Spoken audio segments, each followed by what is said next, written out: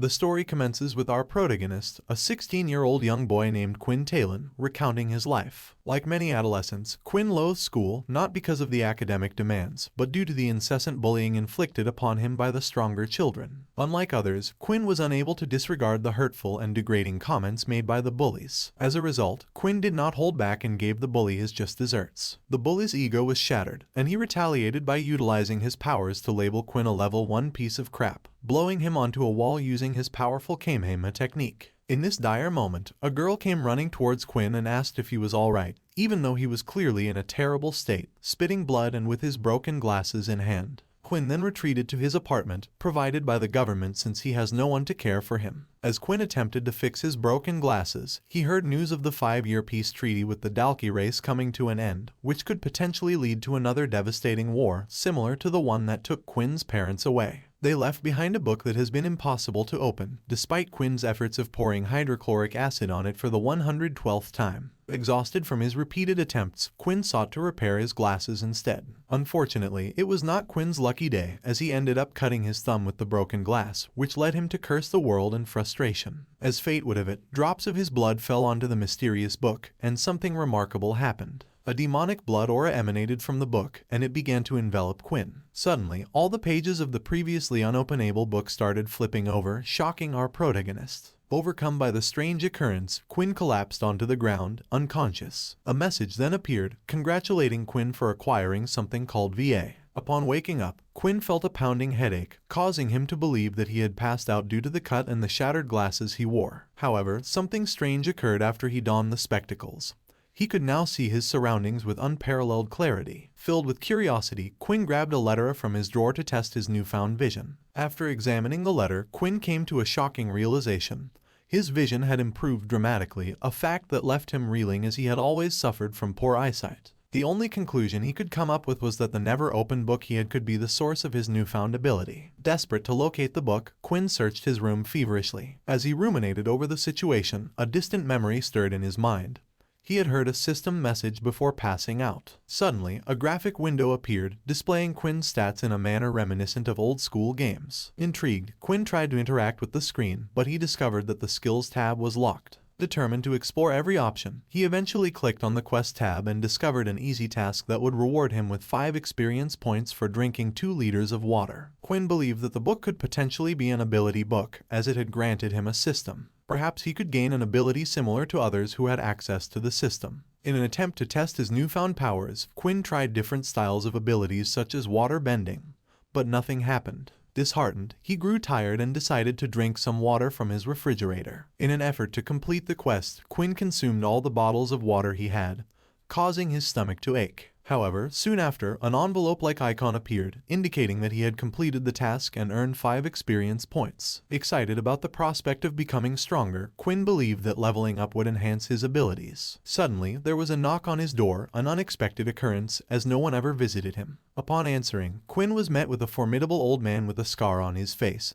who introduced himself as Sergeant Griff. Without explanation, the sergeant commanded Quinn to leave with him immediately, reminding him that he needed to head to the military school. As the scene shifts, Quinn's mind drifts back to the devastating war that pitted the Dalki race against the human race, claiming the lives of his beloved parents and decimating the planet's population. It is for this reason that once a student turns 16, they are obligated to attend military school and contribute to the nation's defense. However, Quinn's vampire heritage renders him vulnerable to sunlight, causing him to experience blurry vision and receive a system message warning him of a 50% reduction in his stats upon exposure. Despite feeling considerably weaker than usual upon stepping into the daylight, Quinn's next quest is simply to avoid direct sunlight for a consecutive 8 hours, which appears to be a manageable task for the brave protagonist. Upon arriving late, Quinn receives a scolding from the sergeant for his lack of punctuality and is informed that such behavior will not be tolerated within the strict school. Finally, aboard the school bus, Quinn is relieved to find that none of his classmates are present, and he sits alone in the cool, shaded interior. As he rests, his stats slowly return to their normal levels, and he realizes that the sunlight reduction rule applies solely to direct exposure. The silence on the bus is shattered by the arrival of the stern old man,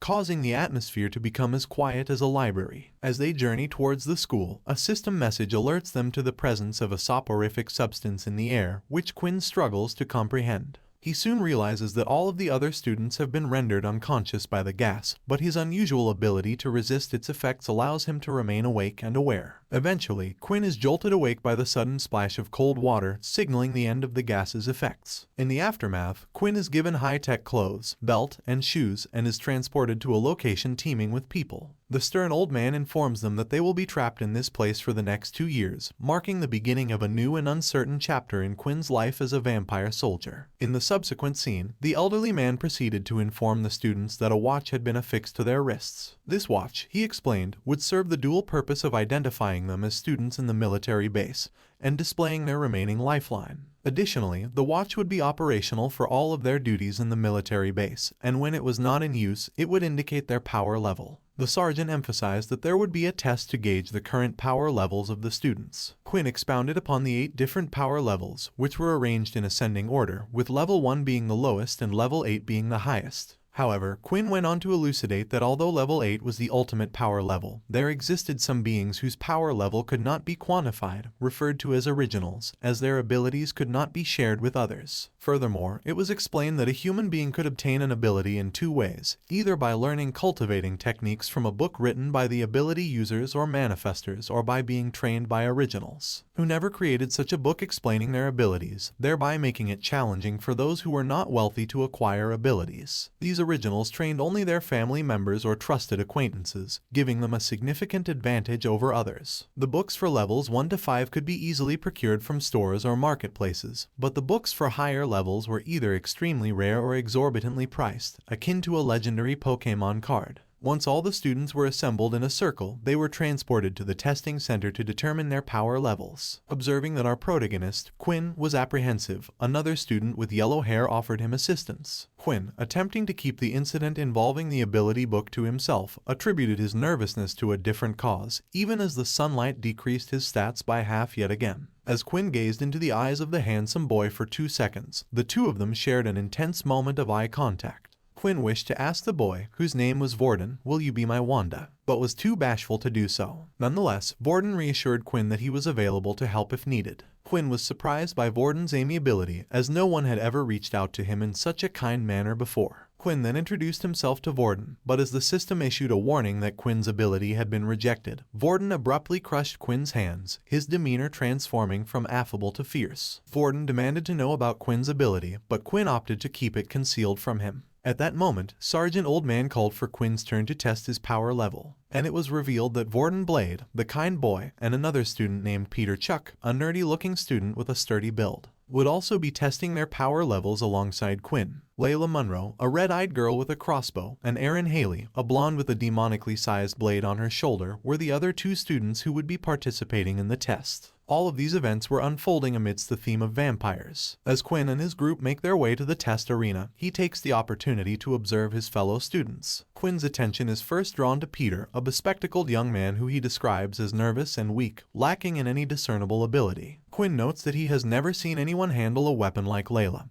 who he suspects may be part of a terrorist group seeking to overthrow those with abilities and seize power for themselves. Turning his attention to the stunning Erin, Quinn cannot help but notice her regal air, which seems to attract the attention of every male around her. Meanwhile, Vorden, the ever-friendly student, makes his way around the group, shaking hands with everyone in sight. But when Vorden attempts to greet Erin, she coldly rebuffs him, causing him to make a serious misstep in his overly friendly demeanor by touching her shoulder. Erin responds by grabbing Vorden's hand and using her ability to freeze it, making it clear that she will not tolerate such behavior. Fortunately for Vorden, the arrival of the old man sergeant puts an end to the altercation, and the group is soon teleported to the test area. The arena is an empty expanse of land, and Jane, the test in charge, arrives to provide them with information about their scores and levels. When Peter confesses that he has no ability, Jane gives him an ability book to help him learn one. She instructs Peter to study the book in his free time, but for the time being, he will be considered a level 1 newbie. Finally, Jane turns her attention to Quinn and asks about his ability. Later, Quinn elucidates that the military allocates a complementary ability book, namely the level 1 Earth ability book, to every student who has attained power level 1 status. However, Quinn ascertains this to be nothing more than propaganda disseminated by the military, given their possession of nearly all the level 1 Earth ability books. Students who resort to utilizing the Earth book to enhance their capabilities become perpetually indebted to the military, an outcome which Quinn finds appalling. Surprising both myself and his fellow students, Quinn elects to decline the offer of the Level 1 Earth Ability book. Upon observing this unprecedented reaction from a student,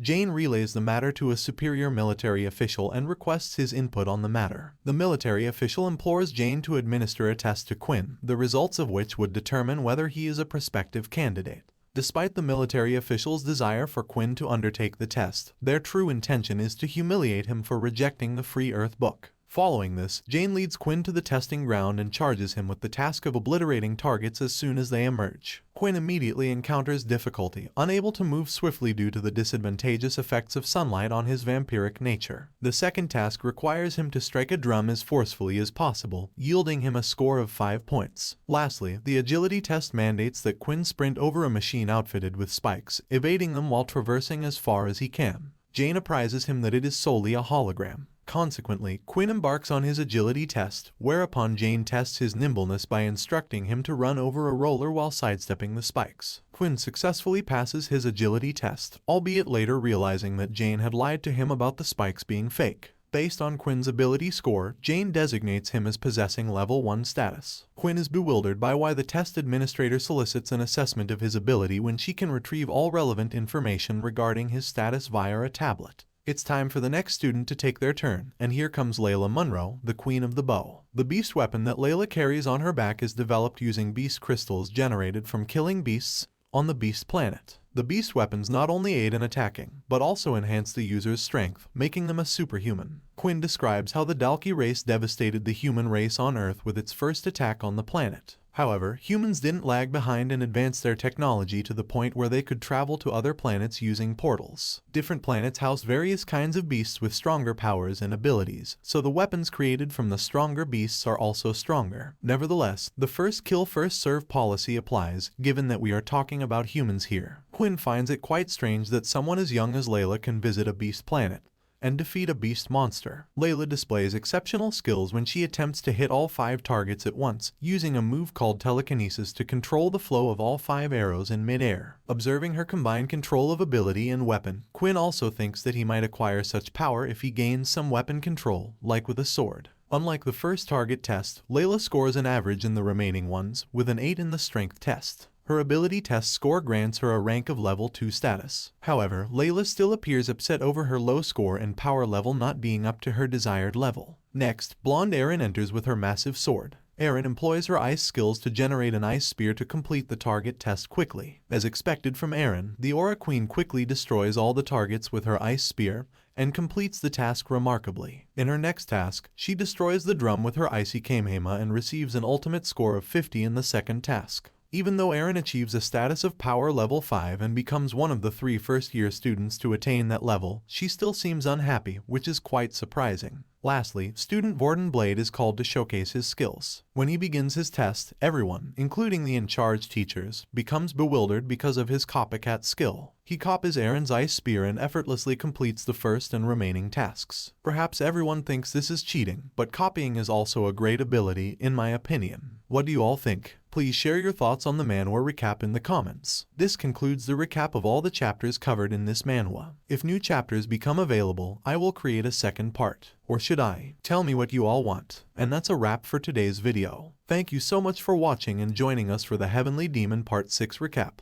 If you enjoyed the video and are excited for the next recap, don't forget to hit that like button and subscribe to the channel so you never miss an update. We love hearing your thoughts and feedback, so be sure to leave a comment down below and let us know your favorite moments from the recap, as well as any thoughts or theories you have about the manhwa. And speaking of manhwa, if you're looking for some new recommendations to dive into, let us know in the comments. We're always on the lookout for great new titles to explore, and we'd love to hear your suggestions. Thanks again for watching, and we'll see you all in the next video.